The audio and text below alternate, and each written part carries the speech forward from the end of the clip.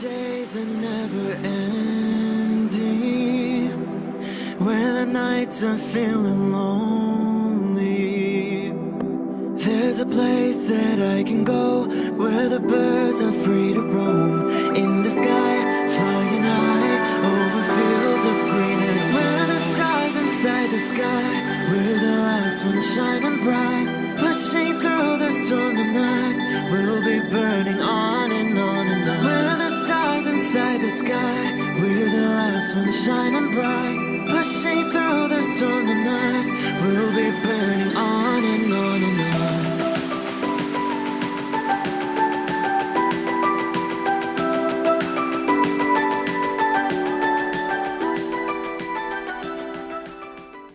Hello Sagittarius. This is Inspire 2016 with your weekly tarot reading for the week commencing the 24th of January until the 31st of January 2022. The first card for you is representing, how do you feel about yourself? Your card is the Page of Swords.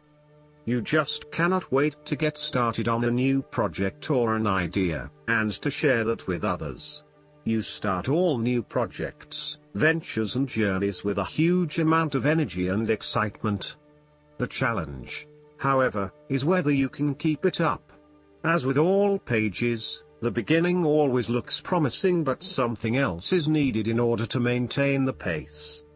There are always going to be challenges with whatever option you choose, and not everyone is going to be happy with your choices, but when it comes down to it, you need to follow your passions and go where your true energy lies. This page encourages you to move forward and to get the wheels in motion, despite any challenges or setbacks that may potentially stand in the way. This card shows you as a young and idealistic person, with lots of plans and ideas for the future. At this moment, you feel as though you could do almost anything. As a page, you are just beginning to make your way in life, and it is important that you align with others who will not overwhelm you or stifle your direction and ideas. Instead, seek to align yourself with people who will nurture your ideas and will help you to manifest them in an organized manner. Choose a relationship that feels natural, with someone who will learn and grow along with you and give you a chance to develop your own personality and expression. You have an intelligent and sensitive nature, and you may suffer a lot if there is no outlet for your ideas and feelings. The second card for you is representing, what do you want most right now? Your card is the Six of Pentacles. What do you want most right now is receiving a loan or giving a financial assistance to those in need. Now that you have lived through the darkness long enough to see the inner light, it is time to help others who are not so fortunate. Consider giving to charity or reaching out a helping hand to someone who needs your support. The generosity of the Six does not limit itself to money and material things. Giving of your time or your wisdom is often just as spiritually fulfilling as giving away money or gifts, and the intangible gift of your presence is received just as well, if not better. You may also be inclined to make a loan to someone, on the premise that they will eventually pay you back once they are back on their feet. This is a loan built on trust and good faith, knowing that if you give something away, it will come back to you. Remember, though, that this is more about a short-term fix and not a sustainable solution towards self-sufficiency. So, think about how you can financially support your family or friends in a way that encourages them to stand on their own 2 feet eventually. If you are the beggars in the Six of Pentacles, then you may be the recipient of someone else's charitable activities. This will help you to get back on your feet and to eventually repay the charitable organization or individual, either with your time or your restored wealth.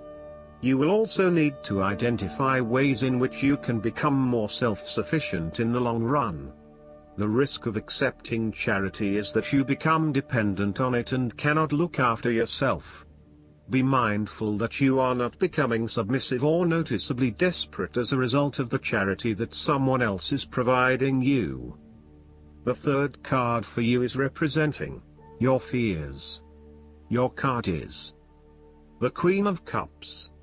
You are afraid of your negative emotional mental state play in your head. You are allowing your imagination to run away with you. You mean well, but unfortunately you cannot be relied on. You are letting your emotions take hold and you are not thinking clearly with your head. At its worst, the precious qualities of imagination and flowing fantasy might turn out to be weakness and thoughtlessness, turning in any direction that any wind may blow, getting lost in a dream world of unreal fantasies. You are becoming easily overwhelmed by emotion, and you are becoming moody, unstable, brooding, suspicious, and overly secretive. The Queen of Cups represents an over-emotional wreck who can be driven to manipulative and vindictive behavior. Your mood swings are making life difficult for others and you are emotionally draining on those around you. You tend to play the emotional heartstrings to your advantage. Within you, you may also harbor angst and self-loathing for your inability to do more with yourself and your talents. This card heralds a time when separating the emotions from any sense of sensibility may be difficult. Strong emotions may seem to take all parties on a roller coaster ride. Within projects, jobs, or workplaces, all members may feel their emotions are a little frayed from stress.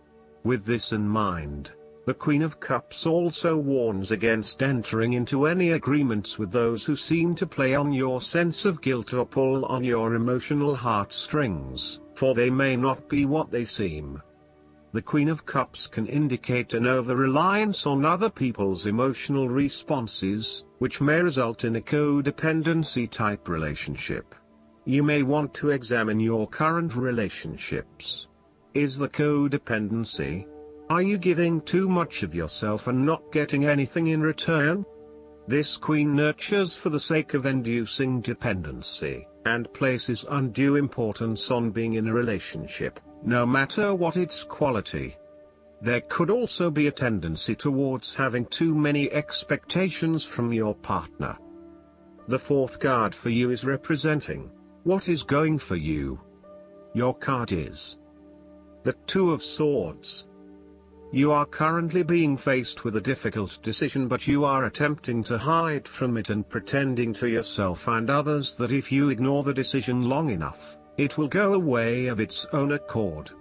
However, the decision will not go away simply by your willing it to depart. Your conscience will eventually force you into facing your refusal to deal directly with the situation.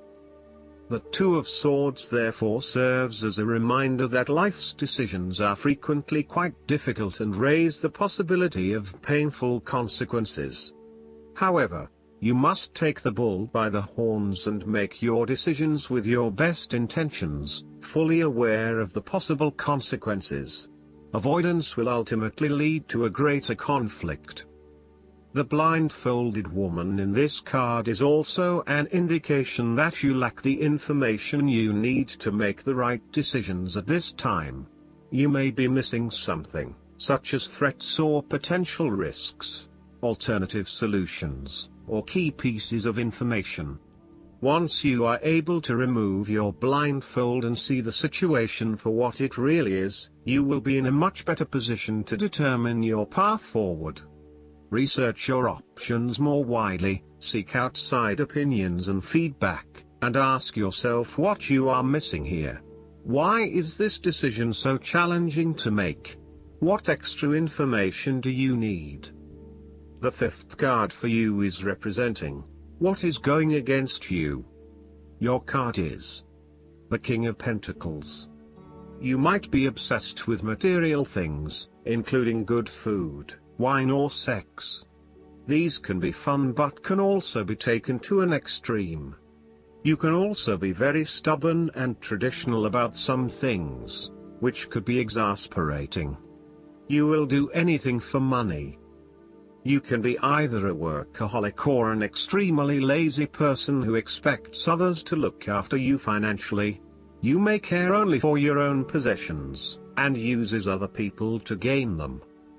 The King of Pentacles can also indicate a male significant figure in your life from the earth signs, who can be highly rigid in his approach. So when this king shows up in a reading, look at your life. Are you feeling stuck in a rut?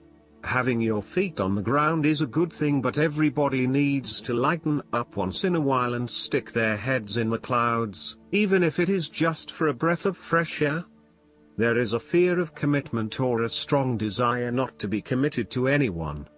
You may have thought you met the man of your dreams or your future husband in this person, but you have quickly come to realize that he is not what you are looking for.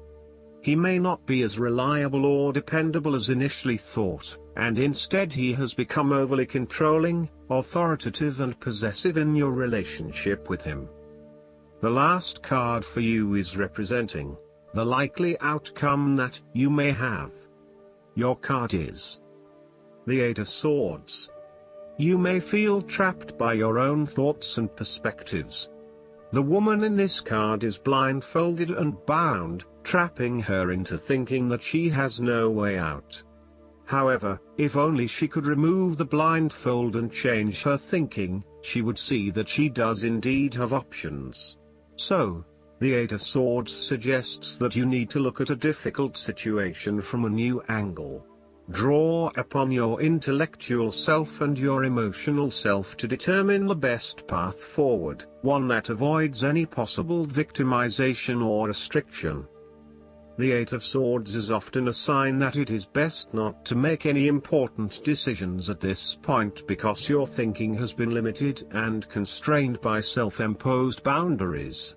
You are struggling to see a situation for what it is and have been led to believe certain things that may or may not be true. There are choices available, but first you must be within the right mindset to know which option to choose. This means releasing the bindings and the blindfold to see the situation from a different, less imposing angle. There may also be too many ideas running through your head. Thus it is best to wait until you feel more secure and certain about a situation before making important decisions and taking action.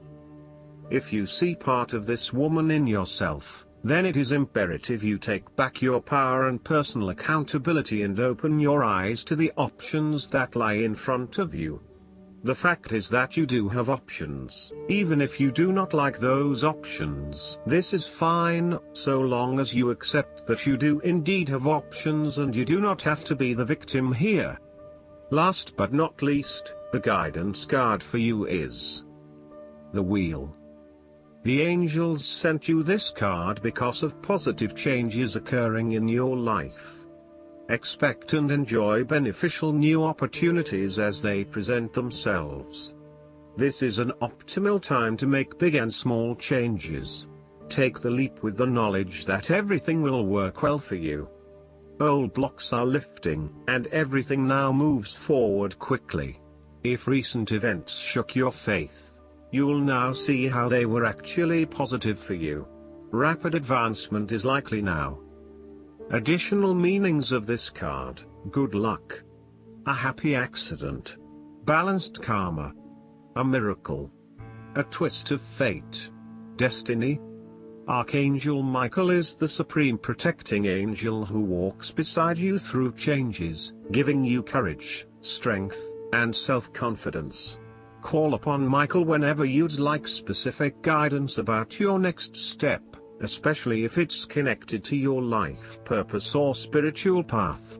I hope that you enjoy everything, and if you like the reading, just please click subscribe and you will get instant notifications every time we publish a new video right to your YouTube. Thanks.